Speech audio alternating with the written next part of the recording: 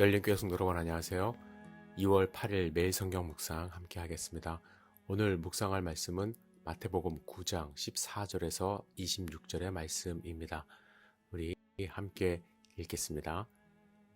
그때에 요한의 제자들이 예수께 나와 이르되 우리와 바리새인들은 금식하는데 어찌하여 당신의 제자들은 금식하지 아니하나이까? 예수께서 그들에게 이르시되 혼인집 손님들이 신랑과 함께 있을 동안에 슬퍼할 수 있느냐? 그러나 신랑을 빼앗길 날이 이르리니 그때에는 금식할 것이니라. 생배 조각을 낡은 옷에 붙이는 자가 없나니 이는 기운 것이 그 옷을 당기어 헤어짐이 더하게 됨이요. 새 포도주를 낡은 가죽 부대에 넣지 아니하나니 그렇게 하면 부대가 터져 포도주도 쏟아지고 부대도 버리게 됨이라. 새 포도주는 새 부대에 넣어야 둘이 다 보존되느니라. 예수께서 이 말씀을 하실 때에 한 관리가 와서 절하며 이르되 내 딸이 방금 죽었사오나 오셔서 그 몸에 손을 얹어 주소서. 그러면 살아나겠나이다 하니 예수께서 일어나 따라가심에 제자들도 가더니 12해 동안이나 혈류증으로 앓는 여자가 예수의 뒤로 와서 그 겉옷가를 만지니 이는 제 마음에 그 겉옷만 만져도 구원을 받겠다 함이라. 예수께서 돌이켜 그를 보시며 이르시되 딸아 안심하라. 내 믿음이 너를 구원하였다 하시니 여자가 그 즉시 구원을 받으니라.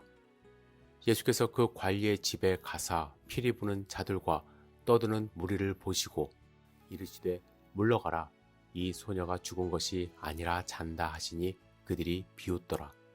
무리를 보낸 후에 예수께서 들어가사 소녀의 손을 잡으심에 일어나는지라.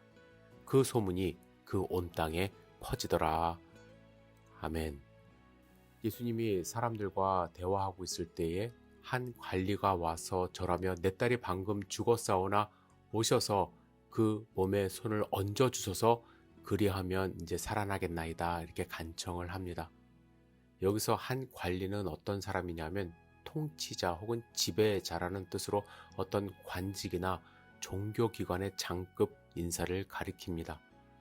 마가복음과 누가복음에서는 이 사람을 회당장 야이로라고 기록하고 있습니다. 당시 유대 회당에는 몇 사람의 관리가 있었는데 그들은 회당 건물의 유지, 보존과 운영 및 회당 예배의 질서와 신성함을 유지하는 책임을 맡았습니다. 본문의 이 관리는 가버나움에 있었던 한 회당의 회당 감독이거나 회당장이었던 것이 분명합니다. 그리고 누가복음에 보면요, 이 관리의 딸이 12살 되었다고 기록하고 있습니다. 죽어가는 딸을 지켜봐야 했던 이 관리는 어떻게 해서든 이 딸을 살리고 싶은 마음에 예수님을 찾아온 것이죠. 그동안의 행적을 볼 때 예수님만이 죽은 딸을 살릴 수 있다는 확신이 있었던 것입니다. 그래서 18절에 보시면 오셔서 그 몸에 손을 얹으면 살 수 있다고 확신을 가지고 예수님을 찾은 것입니다. 예수님은 그의 믿음을 보시고 일어나 따라가십니다. 그때 한 여인이 등장해요. 이 여인은 12년 동안 혈류증을 앓던 여인입니다. 마가복음에는 이 여인의 처지에 대해서 조금 더 자세히 기록하고 있습니다. 많은 의사에게 많은 괴로움을 받았고 가진 것도 다 허비하였으되 아무 효험이 없고 도리어 더 중하였던 차에 이렇게 기록하고 있어요. 의사들에게 괴로움을 받았어요. 고치지도 못하면서 돈만 뜯어간 것이죠. 그래서 가진 것도 다 허비했습니다. 그리고 유대교에서는 이 혈류증을 부정하다 여겼기 때문에 함부로 사람과 접촉할 수도 없었습니다. 여인은 마지막이라는 심정으로 예수님을 찾았고 자신의 사정을 말하면 쫓겨날 수 있다는 생각에서 그랬는지 뒤로 가서 몰래 예수님의 겉옷을 만졌습니다. 그 겉옷만 만져도 구원을 얻을 수 있다고 생각한 것입니다. 예수님이 그를 보셨어요. 본문에 뭐라고 말씀하십니까? 딸아 안심하라. 내 믿음이 너를 구원하였다 하시고 그 즉시 병 고침을 받고 구원을 얻어 이제 그 길을 떠나게 됩니다. 이제 예수님은 다시 관리의 집으로 들어가셨어요. 딸이 죽었기 때문에 피리 부는 자들, 떠드는 자들이 그곳에 와 있었습니다. 유대인의 풍속에 따르면요, 사람이 죽었을 때 피리 부는 자를 고용해서 이제 떠들게 하고 또 피리도 불어서 슬픔의 극한을 이제 표현했다고 합니다.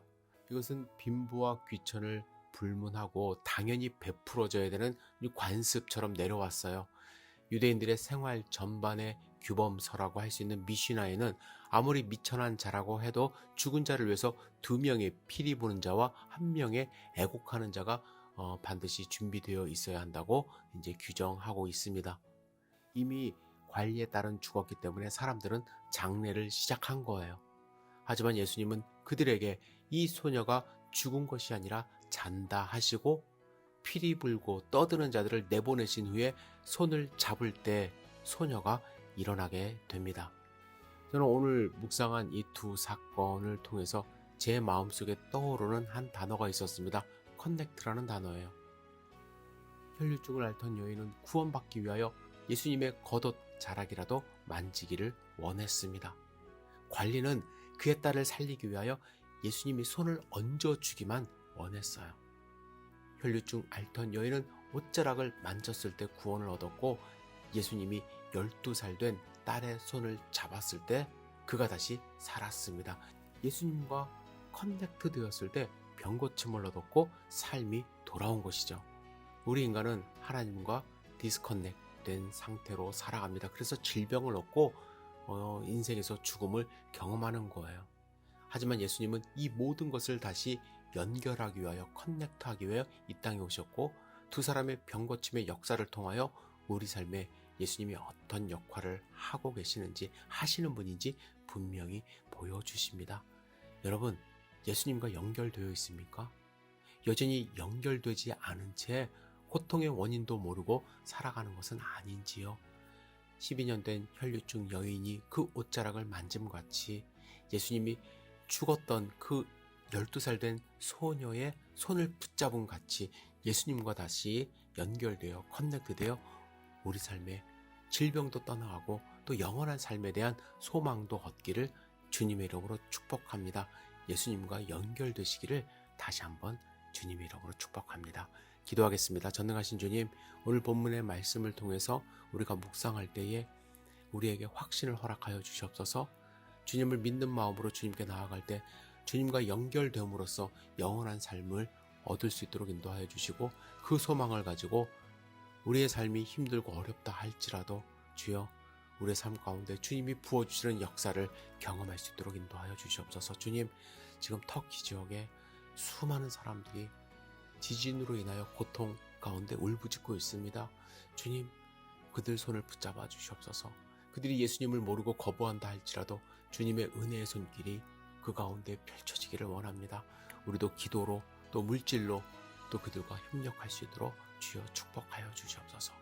오늘 하루의 삶을 온전히 주님께 의지합니다. 예수님의 이름으로 기도드렸사옵나이다.